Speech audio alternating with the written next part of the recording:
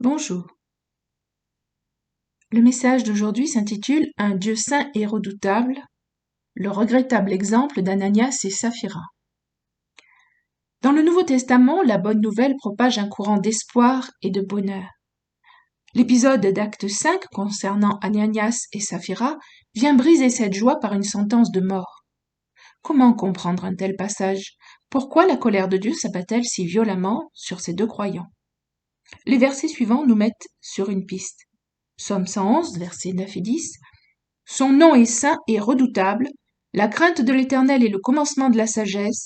Tous ceux qui l'observent ont une raison saine. Dieu est saint et juste. On ne méprise pas son amour, sa justice, sa loi. On ne plaisante pas avec le Seigneur. Quand on s'engage avec lui, c'est sérieux. Dans les passages d'Acte 2, versets 44 et 45, et d'Acte 4, versets 34 à 37, on comprend mieux le contexte. Tous ceux qui croyaient étaient dans le même lieu, et ils avaient tout en commun. Ils vendaient leurs propriétés et leurs biens, et ils en partageaient le produit entre tous selon les besoins de chacun. Car il n'y avait parmi eux aucun indigent, tous ceux qui possédaient des champs ou des maisons les vendaient, apportaient le prix de ce qu'ils avaient vendu et le déposaient aux pieds des apôtres. Et l'on faisait des distributions à chacun selon qu'il en avait besoin. Joseph, surnommé par les apôtres Barnabas, qui signifie fils d'exhortation, Lévite, originaire de Chypre, vendit un champ qu'il possédait, apporta l'argent et le déposa aux pieds des apôtres. Ces ventes de biens étaient des actes de générosité et d'amour fraternel, des dons volontaires.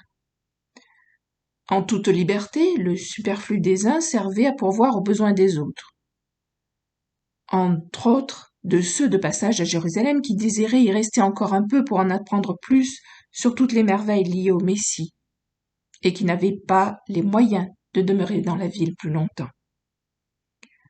Joseph, appelé Barnabas, vend son champ dans le même but, pour faire un don pour les frères. Mais revenons à Acte 5, versets 1 à 5.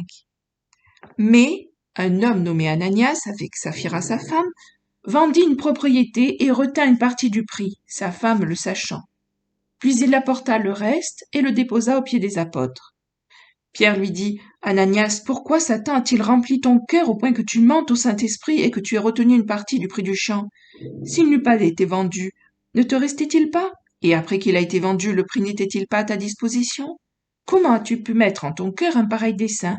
Ce n'est pas à des hommes que tu as menti, mais à Dieu. Ananias, entendant ces paroles, tomba et expira. Une grande crainte saisit tous les auditeurs. Pourquoi une telle colère? Cet argent était à eux? Pas vraiment.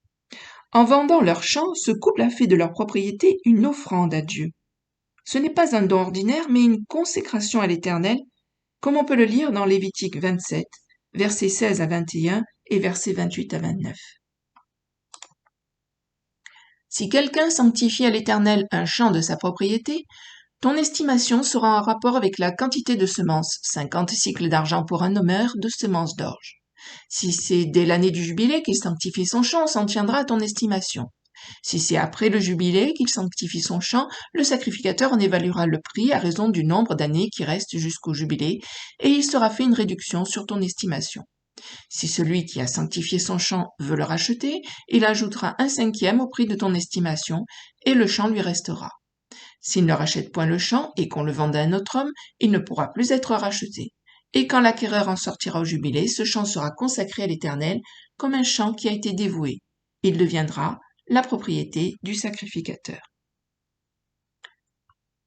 Et les versets 28 et 29, tout ce qu'un homme dévouera par interdit à l'Éternel dans ce qui lui appartient ne pourra ni se vendre, ni se racheter, que ce soit une personne, un animal ou un champ de sa propriété. Tout ce qui sera dévoué par interdit sera entièrement consacré à l'Éternel. Aucune personne dévouée par interdit ne pourra être rachetée, elle sera mise à mort. Dès lors, le bien d'Ananias et Saphira ne leur appartient plus. Ce qui est donné à Dieu l'est donné définitivement et entièrement. on ne revient pas sur sa décision. On ne vole pas Dieu. D'ailleurs, Pierre, par une révélation du Saint-Esprit, leur reproche d'avoir menti au Saint-Esprit, pas aux frères, même s'ils l'ont fait aussi. Pensons à notre engagement envers le Seigneur. Nous lui avons donné notre cœur, notre vie, et nous aimons à le chanter souvent. Nous n'avons pas le droit d'en garder un morceau, une partie pour nous-mêmes. Sinon l'ennemi y prendrait place, et nous subirions le châtiment divin. Bientôt Jésus viendra enlever ceux qui lui appartiennent, en un instant, en un clin d'œil. Ce départ va être donné, comme pour les examens où on entend lever les stylos. Ce sera trop tard. Pas le temps d'arranger les choses avant de partir. Ce qui doit être fait pour lui, les problèmes à résoudre, les pardons, réconciliations, tout doit être fait avant. Ne nous présentons pas devant lui avec des regrets, avec une ardoise, car notre Dieu porte le nom de saint et redoutable. Il est amour, mais aussi justice. Prenons les bonnes décisions aujourd'hui, mettons fin aux tergiversations, aux discussions avec l'ennemi. Mettons-le dehors et donnons tout à notre Dieu et Sauveur. Puisque Dieu nous en offre la possibilité, acceptons son aide et son soin pour nous débarrasser de ce qui nous rend si lourd, de ce qui nous empêche d'avancer, d'aller plus loin avec lui et d'être efficace pour son œuvre. Rappelons-nous que voler Dieu est un sacrilège et qu'il le jugera ces choses. Alors soyons honnêtes avec lui et fidèles à nos engagements envers lui, et il nous bénira. Voilà, c'est tout pour aujourd'hui. Je vous rappelle que pour améliorer la chaîne et lui donner plus de vie, je vous propose de ne pas hésiter à mettre des commentaires. Merci, à bientôt. Au revoir.